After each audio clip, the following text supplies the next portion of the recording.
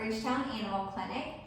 Today we're going to go over some commonly asked questions about what actually happens during a dog spay or neuter. I've got my assistant Taylor here reading those questions off, so hopefully we can get some answers for y'all today. What's that first question? Dr. Madeline, how are dog spay surgeries performed? Yeah, so our dog spays, we will have you drop your female dog off in the morning between 7:30 to 8. A technician will go into an exam room with you and go over all of the surgery and anesthesia consent forms, answer any questions you have. We then will place an IV catheter in one of the front legs of your dog, and that allows us to give our IV medications. So we do pain medication mixed with our anesthesia medications. And then we will surgically prep the abdomen. So that includes shaving the belly and aseptically preparing, scrubbing the belly. And then a small incision is made into the abdomen. We then surgically remove the ovaries and uterus from your female dog. And then we close up the abdomen with 3 layers of suture, 2 to 3 layers of suture depending. And then we go into the recovery phase from anesthesia. We do full monitoring for both dog spays and neuters. So we're monitoring their pulse ox, their EKG, their blood pressure, their capnograph, to make sure that everything under anesthesia is safe and tweak anything as we need to. We also intubate all of our dog spays and neuters with a tube, and that allows us to have that open airway. They're connected to oxygen and sometimes gas anesthesia depending on the situation. How are dog neuter surgeries performed? So very similar on the front end. You still go over consent forms in the exam room with the technician. We place an IV catheter in one of the front legs.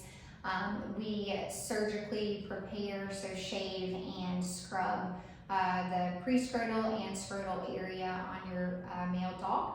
And then we surgically remove both testicles and then close the skin to the scrotum.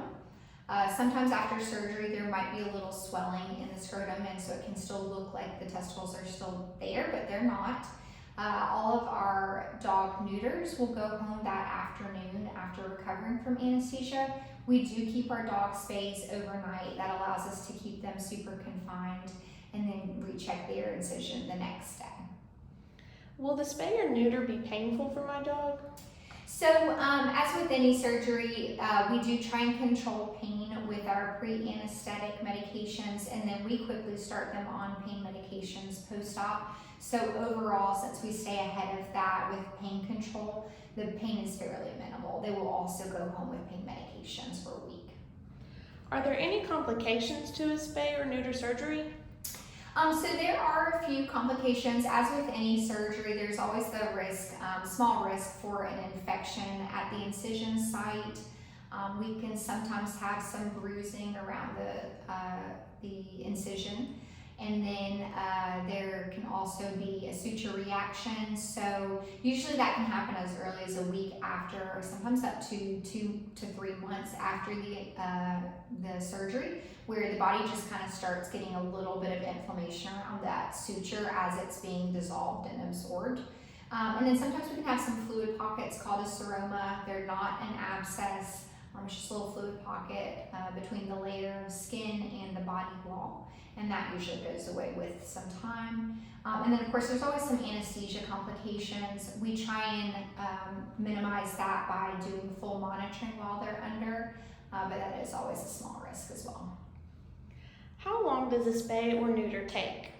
So typically for your dog spay, maybe 30 minutes, potentially up to an hour if it's an in-heat or very large breed dog.